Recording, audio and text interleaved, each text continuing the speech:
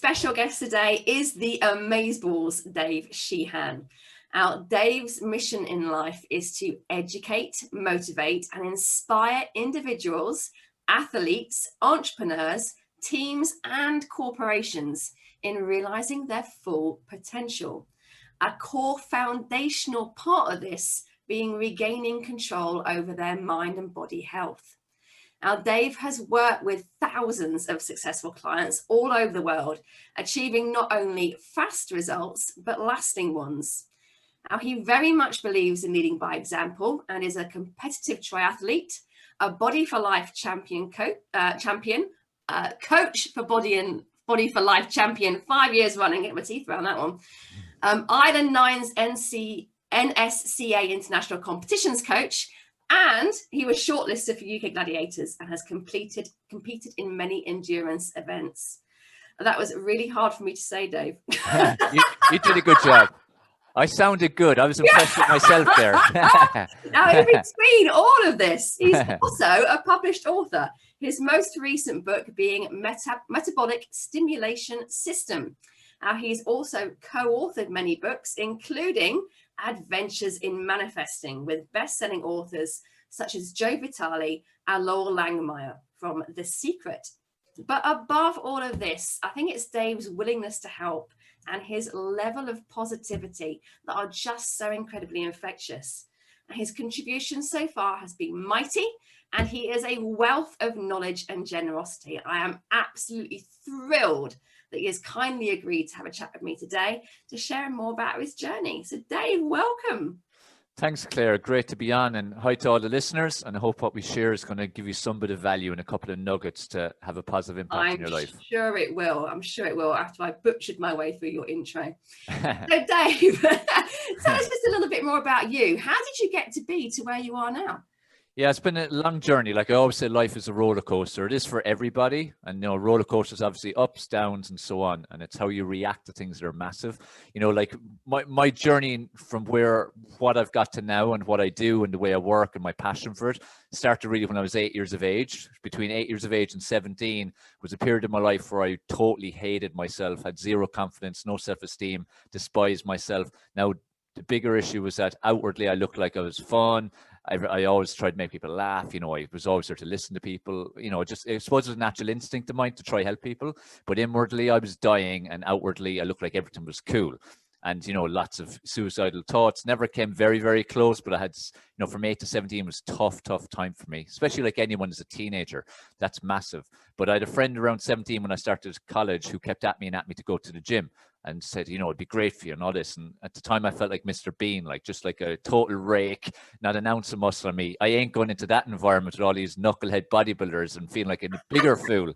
So he kept at me, and literally I went once when I was 17 and a half or so. I was in university, and I said, I'm just going to go once to shut this guy up because he won't leave me alone. Went in, and literally it changed my life, because it started a journey within exercise, not just exercise, but nutrition, mindset, psychology, all these different aspects that totally changed my life, and ultimately did save me, because I was in a very, very dark place. Like I would have cried myself to sleep so many nights during that period of my life. But over those years, it changed my life forever. When I won that Body for Life competition, was another stepping stone, both in terms of for me personally and how it impacted me for my own confidence, self-esteem, self-image, proving if I set a target, I will definitely achieve it if I follow the steps, which then I put on to clients and people I meet across the world or who consume my content.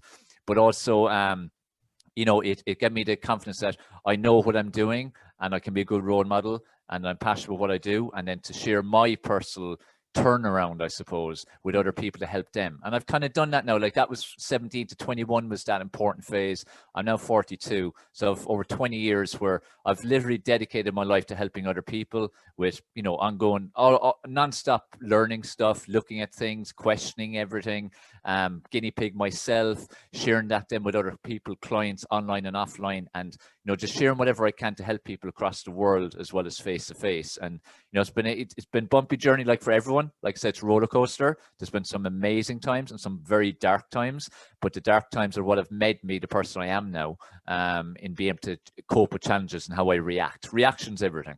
Yeah, I think that's a really important point. Everyone tries to avoid dark times, but actually you really need the dark times to be able to show you how good the good times are. It's the law of contrast almost. Totally. And, you know, that's the thing. When people nearly want to achieve, you know, when they set out in a goal, they nearly expect a straight line. And there's no such thing as a straight line, because if that was the case, everyone would have the life that they want.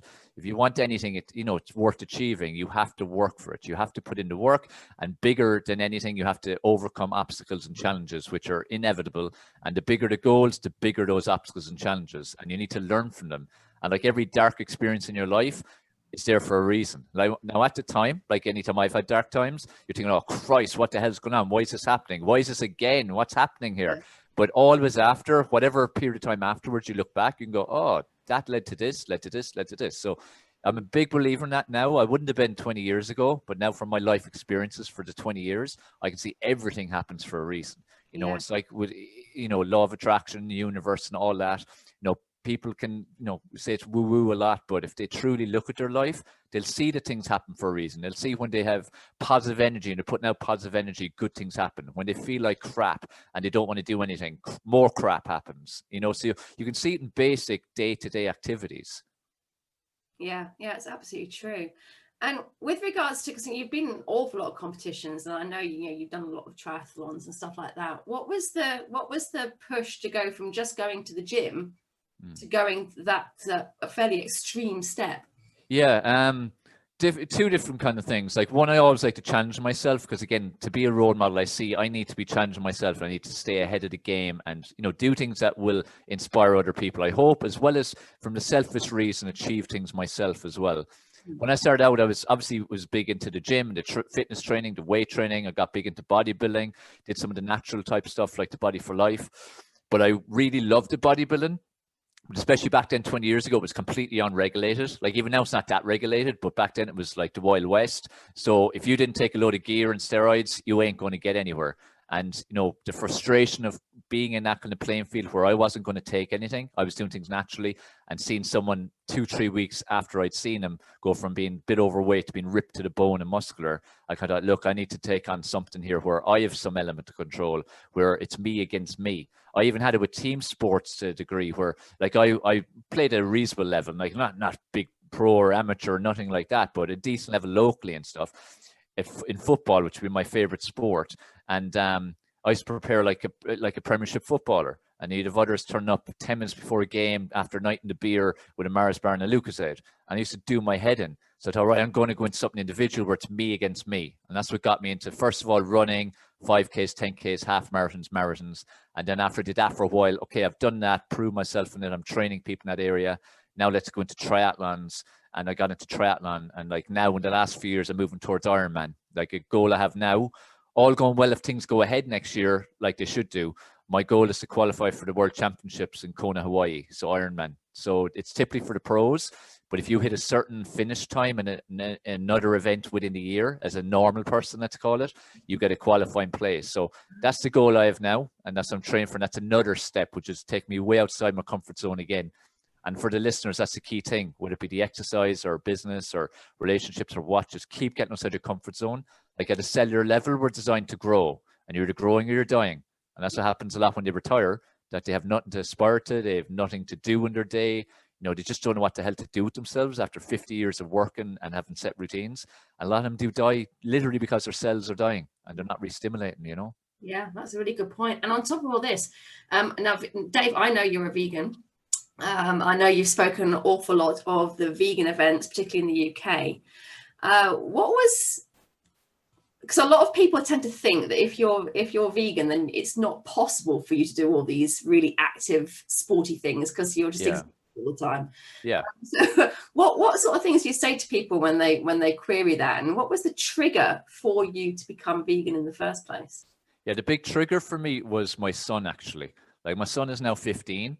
And when a few months before he was born, his mother, who I'm not with anymore, but his mother told me he's going to be vegan, because she'd just gone vegan about 6 months before that. And I thought, oh my God, she's going to bloody kill the child. Because back then, my impression of veganism was this is like a cult. This is another stupid diet. And she would have followed different diets, like most people do, you know, just normal stuff. But I just saw this as a bloody another stupid diet, another fad, because it was, you know, the people who followed it, in my eyes at that time, seemed so extreme and over the top. I thought, this is literally like a cult. And I was literally waiting, like all of both families were. Like, in fairness to her, she stuck to her guns and she didn't give in to the abuse that we all give her. And he started off vegan, and I was literally waiting for him to be rushed to the hospital someday, totally anemic, unconscious, something. And here was this child I was watching just thriving and growing, developing his cognition, his health, no cold, nothing. His first cold was when he was about 2 years of age, which for children is like unheard of. Like, it's just accepted. Children get sick, we just accept it. But really, why should they be getting sick all the time? You know, it's just a society acceptance. But I watched this, and then after about a year or so watching this, I was thinking, right, there has to be something to this. This stuff she keeps going on to me about, and these books I should read, and let's go and have a look at them. Because I've always been very open-minded to even ideas that were completely opposing to my beliefs. Because I believe look at both sides always, and then make up your own mind so you have an informed decision. I literally started my own journey then of reading, watching stuff, watching documentaries, connecting with people around the world who were vegan, plant-based, listening to them, interviewing them, learning off them, trying things out myself, you know, experimenting with myself. Like, for one of the first things I did was 6 weeks of no dairy.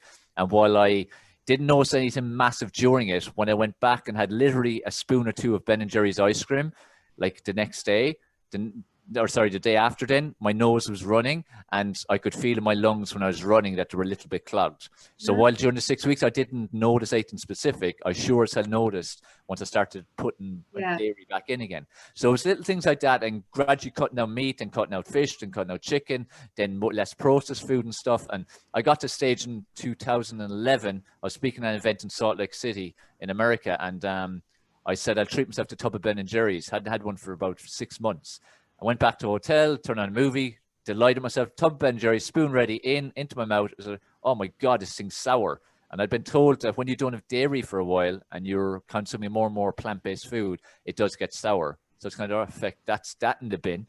And I decided then, right, from the 1st of January 2012, I'm going to go vegan, and let's see how this goes. Because I had experienced a lot of great results. Like, it was mainly selfish reasons. Like, my training was going to a whole different level. My recovery, even during training, like if I was on a cycle, an hour in, typically you might start flag a bit and it becomes more about your mind and digging deep. I was finding I was getting an extra kick. So I was actually getting stronger as the time went on as opposed to weaker. Yeah. I was recovering fast. I very rarely had DOMS, like delayed onset muscle soreness. Very, very rarely. My recovery was so fast, where I wanted to build some muscle, get faster, better endurance. So from a selfish point of view, I decided, right, this is definitely working. The science is making sense to me. I'm experiencing the health benefits. Let's go for this. And then over the last, that's nearly 9 years now, it's become more and more about the animals, more and more about the planet as well. But my son was a stimulation. And like what you said, people often go, oh, if you're vegan, there's no way you can do, you know, intense events and high level events and put your body through stuff. You know, that's a big motivation for me now, especially for the last 5-6 years, to prove it. And that's even part of my thing of going for the Ironman, that very few people will ever qualify for this Ironman unless they're a pro. So this is their life. This is their job. I work. I have my own life. This is like my training. So to prove that I can do that as a plant-based vegan athlete, that's a big motivation for me too, because it'll prove that aspect of it, you know. So I have a few different motivations for it. But, you know, for me, going vegan is definitely the best decision I've ever made. And again, it's like everything happens for a reason. You know, like my wife at the time sticking to her guns under immense pressure. Like, fair play to her doing that, in fairness to her. She could easily buckle like most people would, and it wouldn't be having this conversation, you know. So things happen for a reason. It's like even watching my son and all, it's been amazing. Yeah. And I think something I've noticed when people that I know have attempted to go vegan, the stress on the word attempt. Yeah. And I think the mistake that people tend to make is they try and do it all at once. Yeah. But also without a good ground knowledge of what it is they need, because you can't just stop eating meat, because there's all sorts of stuff that you do get. Yeah, although you do get more from leafy greens. But yeah, exactly. What is your advice to people who are thinking about going vegan? Yeah, I think like what you're saying there, I'm a big fan of in terms of not doing things overnight. Like this is the element of, say, veganism I don't like, the extreme element where there's no empathy for the situation. There's no empathy for, here, I was in that person's position once. All they see is a non-vegan. Hey, what the hell are you doing? You should be vegan. Now, that's obviously like a little element of the vegan society. They're not all our community. Same in everything, religion, politics, everything, you've got extremes. Whereas what works for people is to gradually make changes. And I always promote making gradual changes, improve week on week. So let's say if someone eats 3 meat meals a day or meat derivatives a day, and that's their food. If you even have 1 meat-free day or have one of those meals 5 days of the week where it's not meat, use something else instead. Like instead of a chicken curry, have a chickpea curry with spinach and loads of veg. You know, so just replace. And these days it's so easy because you've got all the like processed vegan stuff, so all the fake meats and all. So if you don't want to have, let's say, chicken nuggets, then you can have chicken-free nuggets or whatever the hell they're called. You know, same as fish, same as beef. Like it's a Beyond Meat, I think it is, has a burger it's close to beef that I've ever tasted. So, you know, it's easy these days. There's so many alternatives. But even besides using the fake meats, it's so easy just to try different recipes, put in different foods, different types of beans, lentils, chickpeas, all that kind of stuff. There's thousands or millions of recipes online. Like it's not hard to find stuff now. So one thing would be experiment, like try things you've never tried before. Like before going vegan, I thought I hated hummus. I thought I hated guacamole. I thought I hated pineapple. But I started to eat them. I rarely even had peanut butter, I think, at the time. Now there are things I would eat practically every single day, and I bloody loved them. So, you know, we tell ourselves we don't like stuff. Often if someone says that to you and you say to them, have you ever tried it? Quite often they've never even tried the bloody thing. You just think they don't like it. So try things is one thing. Experiment with different recipes. If you don't like something, you don't like something.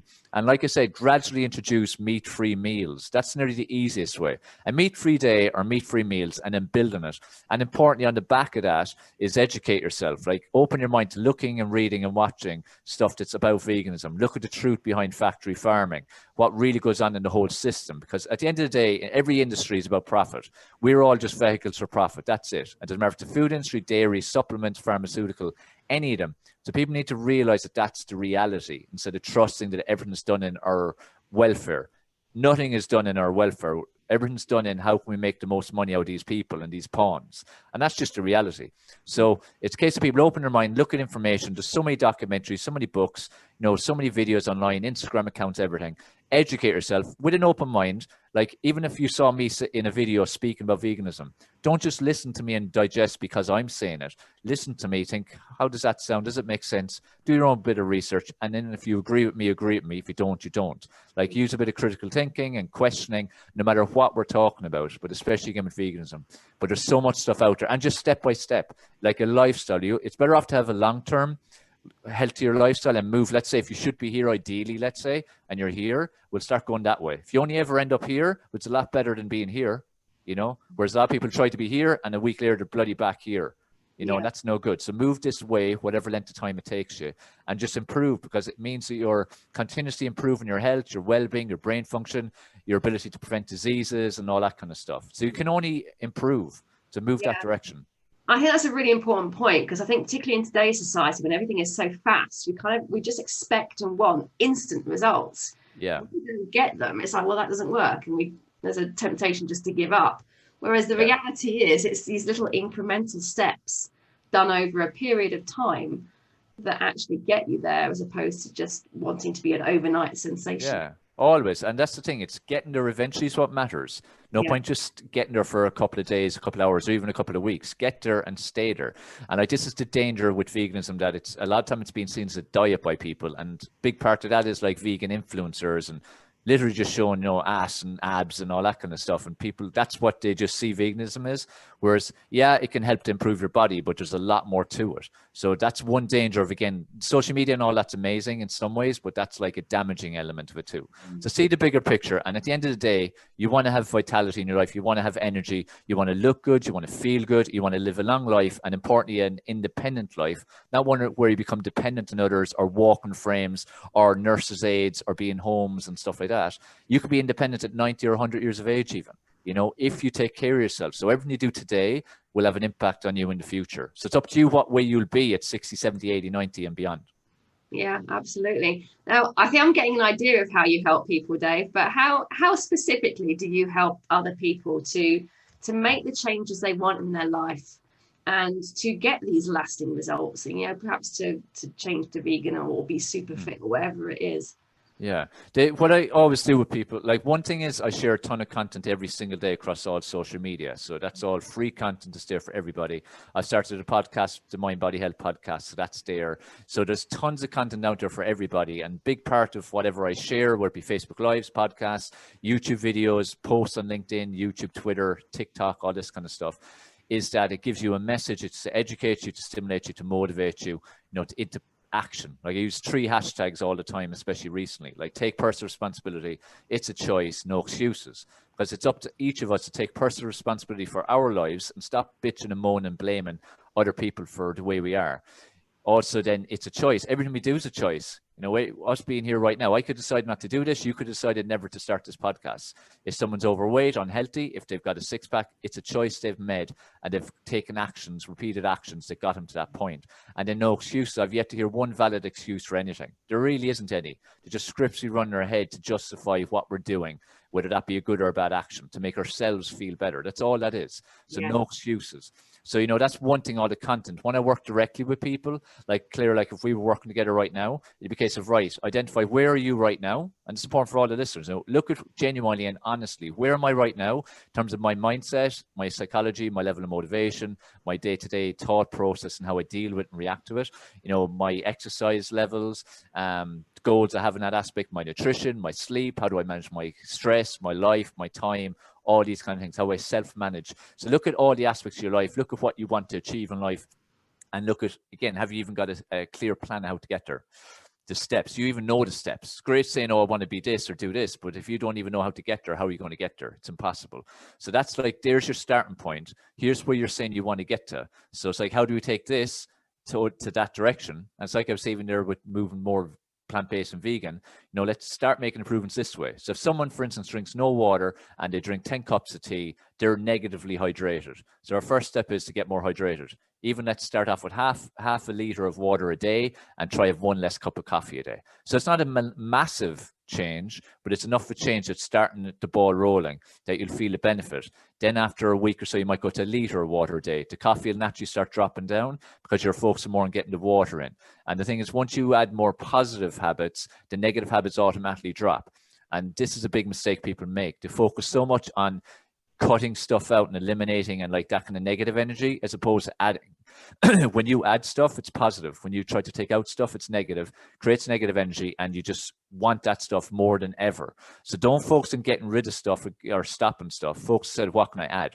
As I said, if you start drinking more water, guaranteed your alcohol consumption, your water, or your tea, coffee, soft drinks, they'll all just start dropping. Just if you eat more fruits, vegetables, more plant-based food, your consumption of processed food, meats, all that would naturally drop as well. When you start to exercise more regularly, even if it's only 15 minutes a day, 3 times a week, you will want to do more. You'll start to do more days and more duration and more intensity just automatically. So it's about, right, where am I right now with your mindset, your sleep, your exercise, your food, and then work and improving. And we just, as I say to people, let's improve week on week. So this week better than last week, next week better than this week, following week better than that week, and so on, till you get to a point where you go, right, this is as far as I'm willing to go, because we all have a level how far we'll go. It's like I always say to people, I would see raw as being the best way to live nutritionally. Will I ever be raw? Right now, I would say no. Who knows what's going to happen? I would never thought I'd be vegan 15 years ago. So you never know what's going to happen, but work that way. I'm continuously seeing how I can improve every single day. So once you're doing that, you're continuously improving,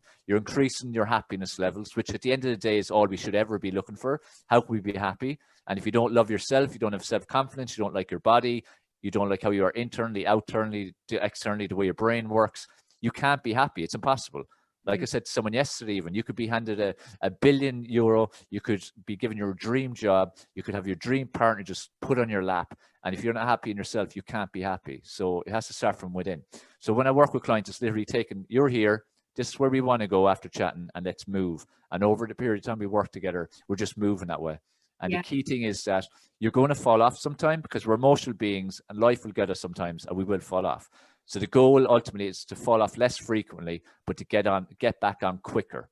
So to fall off less frequently, get back on quicker. And again, these are realistic strategies. Yeah, it's something I talk about with my clients a lot as well. It's you know, when you get to the stage where this is just who you are.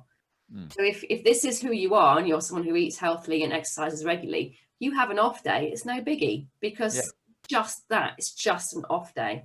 And then you get on with being who you are tomorrow. And Exactly. It's only a day. But see, this is society, you see. This is the condition we're all exposed to all the time. That like you could be brilliant for 4 months. You have one bad day. It's like, oh shit, I've ruined everything. And I'm going to either someone's going to go, I'll wait till next Monday now and ruin the rest of the week, or they're just off the wagon until they feel so disgusted themselves again, they start again. Like people will always start again, but it's that moment of exaggerating the situation. It's one bloody day, or it's one meal, or one skipped workout, or one project you procrastinated on. What about all the good stuff you did? So focusing on the good things you're doing. Like I always ask clients to, and I do it myself still for many years, end of each day to do a bit of journaling and write out 3 wins and 3 things you're grateful for that day. Because there's many days we think, Christ, that was one shite day. Where did it go? I didn't do anything and whatever. But when you actually think properly and reflect on it, there'll always be 3 wins. No matter how small it may be, you always will have wins. At least then you finish the day feeling positive. So it's nearly impossible to have a day without some wins. Yeah, I love that. That's exactly what I do as well. I love that. It's shift in mindset. And that's what people need. Shift in mindset. Yeah, it's brilliant. So Dave, we're talking about how you help people, but who would be your ideal client? Who do you love working with? The biggest main way I'd answer that really would be people who truly want it. Like, you know, I've come across so many people. I've worked with thousands of people over the last 25 or so years. And yeah, but, give your age away now, Dave. Yeah, that's it. But so like people who truly want to make change, because there's so many people out there who say, I want to do this, like whether it be to do work, whether it be to improve relationships, whether it be their body, their health, whatever it might be. But when it comes to it, if you can't do simple things like, you know, keeping a little bit of a diary, sending a message, you know, doing like those journal entries, doing the exercise, if you're constantly making excuses, like you don't want it enough. Like at the end of the day, you have to want it. And I love, like, that's how it's summary. I love working with people who truly want it and they prove it by their actions. And that's why over the years I've sacked clients, you know, because I've no interest in working with people who aren't interested. They could be paying me $1 million an hour. Like I'm in this because I'm passionate about it. Like I've always believed if you do the right thing, you come from the right place, you work hard, give back, the money comes anyway. And I've seen that myself, and I see with anyone. It'd be the same like you, Claire, like people like ourselves who truly want to help people. The money just comes. You don't have to focus on it, you know. So I want to work with people who truly want to make change. And for me, there's nothing more satisfying than seeing a client making those changes and seeing that smile on their face and seeing that it becomes especially permanent change. And bigger still, it permeates into the rest of their family or their partner, their kids, or whoever it is that's in their life. Because that's the thing, if you're happy within yourself, you're just radiating out happiness and positivity, and it's like a domino effect. And this is why it's so important for people to make little changes, because it isn't just about them, it's about everyone who comes in contact with them. It could be just someone walking down the road and you have a habit, like I have a habit, I'll always smile at someone passing me or say hello or nod or something. And my son even for years always says to me, what the hell are you doing that for? They're not even smiling at you, not looking at you, not acknowledging you for the most part. No, don't do it. I said, well, no, I'm doing my part, because that makes me feel good that at least I'm giving off that good energy. And that person could be after coming from some terrible bad news or having a bad day or whatever. And that simple smile might just uplift them and they go on and have a great day. Like you never know the power of the tiniest actions. So the big thing for me again is, you know, working with people who truly want to make change. Like everyone says they do, but like for the listeners, do you truly want to make a change? And if you're repeatedly trying to achieve a goal and it's just not happening, it's probably the wrong goal. Or it's just you have a mindset that's just never going to do anything because it's just a lazy mindset. But for most people, especially when it comes to a goal, it's just the wrong goal. They think it's what they want, but it's not really what they want. Yeah. You know, at the end of the day, everyone wants happiness. What truly makes you happy? And that's what that's the secret. That's the kind of magic pill that people need to truly find and then make it happen by their actions. Yeah, absolutely true. And what kind of successes have you seen, Dave? I know you've worked with so many people, and there must be a few successes that really stand out for you. Yeah, like one actually big example, like there's all different things from people with body transformations, people like taking their businesses from, say, 100 grand a year to 50 million a year, stuff like that kind of thing. Or, you know, whether it be repairing themselves to relationships, I've worked with people with eating disorders, like at this stage I've worked with every kind of person, same as athletes, you know, go from potentially going pro to going pro and stuff. One example just straight away came into my head there actually when you said it was when I was in Lanzarote, there was a he became a client, but his wife contacted me. He had severe Parkinson's, and he got to the stage where he needed a walking aid, and he was very, you know, leaned over onto it. It was completely reliant. And the doctor said, look, you've only got a couple of months left. You're going to get worse and worse and worse. So, you know, just try to enjoy life. And that was it. But his wife wouldn't give up. He had given up mentally and physically and everything. Like, he barely got up. He used his walker and stuff. So she contacted me and says, look, this is my husband's story. I don't want to give up on him. He's kind of given up. Is there anything you could do for him? And I spoke about, obviously, the mindset, psychology, him having to want to do it. You know, definitely, I always believe anyone who comes to me, I can make a change if they're willing to do it. That's the key thing. We are a team. I can only do so much. But anyway, he came, we had a chat. Obviously, for him, the biggest thing for me to instill in him was a bit of positivity. So I really stoked his goals, ambitions, gave him a bit of, you know, hope, counteract what the doctors had told him, which sadly is a common story. It's what happens to people. They deteriorate any little bit, and the doctors will just go, right, you're finished, basically, or here's this medication. It's never about fixing it. It's about, like, just surviving for a bit longer. But anyway, long and short of it was, got him motivated and psyched up for the goal. Our goal was to basically run on the beach. That was his ultimate thing, to ever run on the beach again. He thought, obviously, at the time, this ain't going to happen. He was saying the words, but this isn't going to happen. So once I knew that, then we worked towards that. And was it about 5 months later, we ran on the beach. No walking aid, nothing. Now, he wasn't obviously running completely fluidly, but again, think where he was. He was leaning over a walking aid, pushing that along, needing it, to 5 months later running on a beach. But it wasn't even just that. The impact on him as a person, his belief of, you know, that he could achieve anything. You know, counteracting the Parkinson's, like, they were trying to get him on more and more meds. We actually reversed the meds. He's still taking some, but taking much less. So, you know, and he's had a few other kind of hits in the last year or two, just health-wise and stuff. But because mentally he had achieved that, they prepared him to to counteract these other big life challenges he had, and he's overcome them. And that's been one of my most satisfying success stories, I'd say, because where he was at, basically told, you're finished, just wait to die. And physically, mentally, everything he had given up to get to the stage where his dream was realized a few months later. That was super, super satisfying. Yeah, and it kind of harks back to what you were saying earlier about this importance to have this control over your own body and your own mind and your own outlook. It really is so very, very important. Just by him being able to do that is one thing, but now the belief that he has could, you know, go to anything. Yeah. And this is the thing, like, what people need to realize is, you know, the mind is the control tower, basically. Like, your mind is everything. This where, again, we focus so much on our bodies and our shape and aesthetics and all, which is cool. Look, we should want to look good. That's just natural. But our mind is everything, whether it be in your relationships, your health, your professional career, whatever that may be, your finances, the way you manage your life in general, achieving your goals, having experiences. You have to have the mind in order. You have to be in control of it. Now, you're never going to be 100% in control all the time, but at least be in control most of the time. Like, we all get thousands of negative thoughts every single day. We also have positive thoughts, but if we're in the wrong frame of mind, we don't hear them. So it's not that a positive person only thinks positively, which a lot of people think. They have the same challenges as every other human being. The thing is, they're listening less to the negative ones. They're reacting better when they listen to the negative ones. And that's why they have more positive outlook. They react better. Like I've said earlier, even, you know, the early dark times and hits I took in life prepared me for the later ones that were even some of them much bigger, but I reacted much more positively and much quicker because I had built up that kind of resolve and resilience. And this is where it's every time you're hit with something in life, learn something from it. There's always something to learn. And then you go on further into life then armed better to deal with the next obstacle, the next challenge. Yeah. You know, this is the way people have to just change their outlook on it. Same as failure. People see failure as bad. You need to fail as often as you possibly can, because if you fail often, you're going to achieve a lot. Where if you try to live a safe life, you ain't achieving anything, and you're going to have a mediocre, unfulfilling, unhappy life forever then. So we need to change our psychology around words like failure and obstacles and dark times and all that, and turn them into what can be a positive. It can create positive energy. Yeah, that's such an important message. So Dave, something that, going off at a tangent slightly, but maybe LinkedIn, something I'm asking all my chattees are, I'm getting ideas for books. So I'm asking everyone if they could recommend one book, what would that book be and why? Yeah, it's a hard one.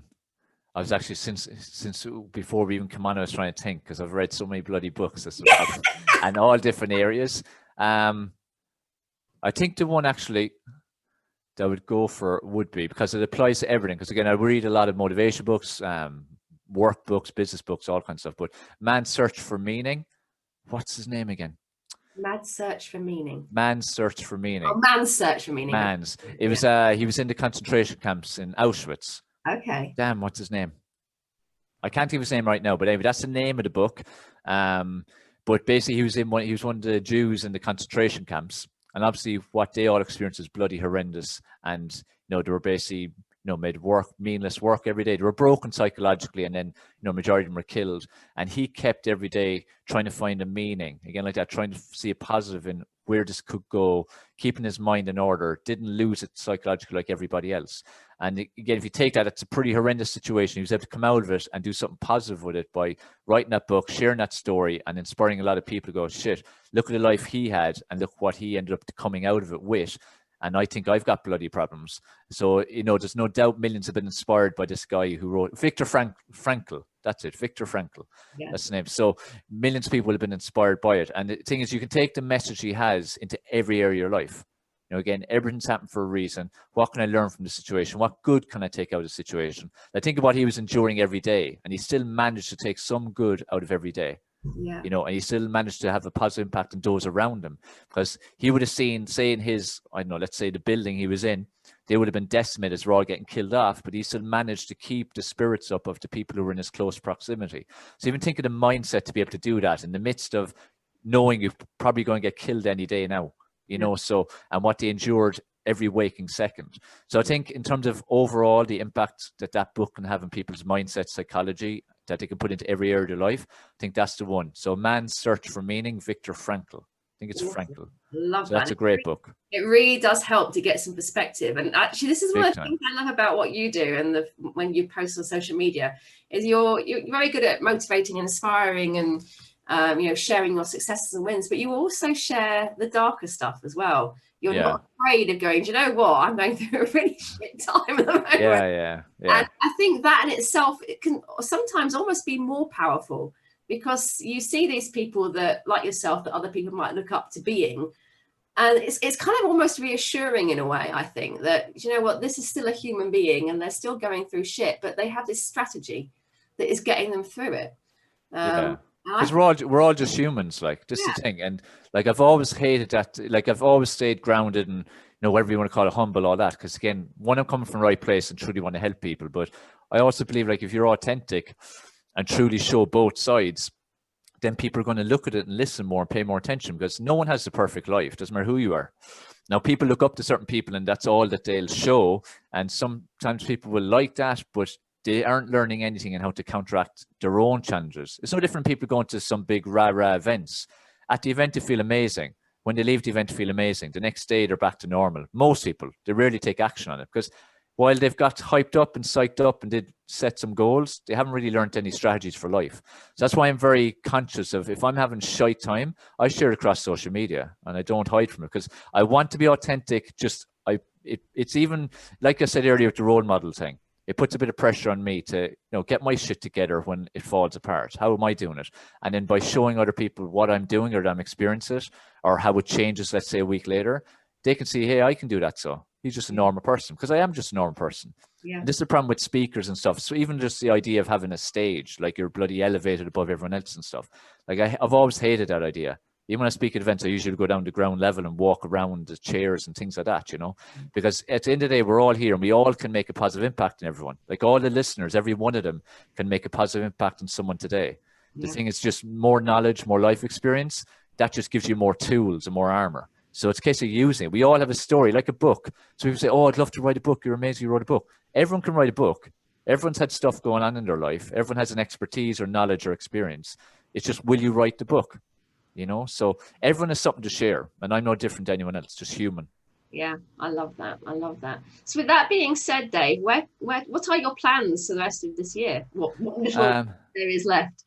Yeah, exactly. Like it's been such a mental year. Like it's been a year of like adjusting and readapting and reinventing and all this kind of stuff. And like this year has impacted me massively in business sense, in terms of even like my Lanzarote business having to get closed down and having to go, right, how do I tweak things and rebuild and all that. So that's been, again, a dark challenge, and then coming out of it. And I've reacted very fast this time. And I'm very proud of myself, to be honest, in how I've reacted and where I am now compared to just a few months ago, because things are really going fantastic offline and online.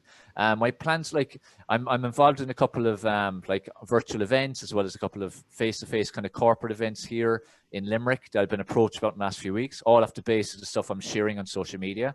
So I'm excited about that and building on that. There's 2 books I'm looking to write before the end of the year. One is my morning motivation quotes, to make an actual book of them. So every day there'll be the quote, and the back of the page then will be my message that I put on the post, and then a space then for writing like 3 wins, 3 gratitudes, and like your 3 priorities for the day. So it's kind of 9 lines. So book of that. Plus I've been writing like a vegan recipe book on vegan story journey for a couple of years now. Just time and prioritizing hasn't got to finish. So I'm looking to finish that then as well. And also do a couple more kind of online summits and develop I have an online group coaching program, Dave Sheahan Mind Body Health. So develop on that too, and really kick ass to the podcast as well. Like I'm really enjoying that, and I want to use that as a big vehicle to help a lot of people. Yeah, fantastic. There's a lot going on. Blimey. Yeah, try keep busy. With all this being said, where can people go to find out a little bit more about you, Dave? The best thing to do is go to any of the social medias. I'm basically on all of them, like all the Facebook, Twitter, LinkedIn, YouTube, TikTok. I'm not dancing on that. I'm giving good information, recipes.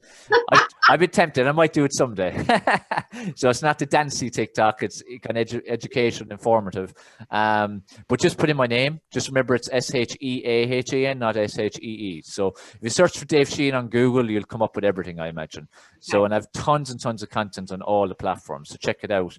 And just feel free to message me if I can be of help in any way. You have a question, you need a little chat, whatever. I'm happy to help. Fantastic. I will put links for all that in the comments section. And if you still can't find out how to get hold of Dave, then just get hold of me and I'll put you in contact. It's not a problem. Perfect. Dave, thank you so much for that. I do like to end my little chats to people with some piece of advice or a little exercise that they can give that people can sort of either do or take away with them. Is there something you can share with us? Sure. Okay. So the tip I want to give is one that most people probably haven't heard about or don't even realize. But you see this bloody thing, your mobile phone? It's destroying your sleep. It's the reason that the majority of the world is sleep deprived, and most don't even know it because they feel like they're normal, but their normal is not even close to their optimal. The thing is, when you have this mobile phone as your alarm, like the question to you as listeners, do you use this as your alarm? 99.9% of you will say yes. Do you have the notifications turned on? Again, 99.9% will say yes. Do you have it plugged in at night to charge it by your bedside locker? Most people, again, yes. So you've got the radiation from this yoke pumping all the time. Every time there's a notification or messages, more pulses of radiation, electromagnetic frequency coming up through the electricity that's charging your phone. Now that might seem odd, it's not really doing anything. It is. Like once that stuff's in your environment, your mind can't go to sleep. Your mind can't rest. So if I walked into your bedroom last night, you look asleep, but that's only your vessels asleep. Your brain is still going 90s. And that's why so many people sleep very lightly and wake up so easily during the night, or they could sleep 10, 15 hours and they're still bloody knackered the next day because you haven't had any actual deep sleep. So the only way you get good sleep quality is from deep sleep and rapid eye movement sleep, so the deepest phase. The only way you get that is if your mind is relaxed before sleep and if you've released melatonin. So that's the hormone you get to make you go sleepy. Okay, so they're crucial. The biggest way of making it happen is through turning this off. Invest £5, £10 in a battery alarm clock. That'll do the job of waking you up when you need to, or it's a safety net for most people. They don't even hear it. But that, just invest in that. Turn off your phone. Even if you have to have it on. Some people say they have to have it on, whether it be for elderly parents or whatever. Put it on the other side of the room or put it in the landing or something. You'll still hear it. But the main thing is don't have it by your head, because I can guarantee you 100% that radiation, the electricity, is keeping your mind from going to sleep, stopping you from deep sleep. Now, I can guarantee you 100%, not even 99, 100%. If you do that tonight, if you normally use this as your alarm and plug it in especially, if you do that tonight, turn it off and have a battery alarm or whatever, you will have the best night's sleep in months, years, possibly in your life.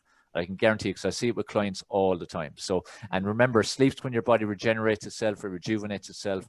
It's crucial, whether it be for training or just for life and mood and everything. Because think, when you're tired the next morning, how moody are you? How cranky are you? So that's what happens. I'm never moody, Dave. I'm always. You're never, but you're unique, Claire. You're unique.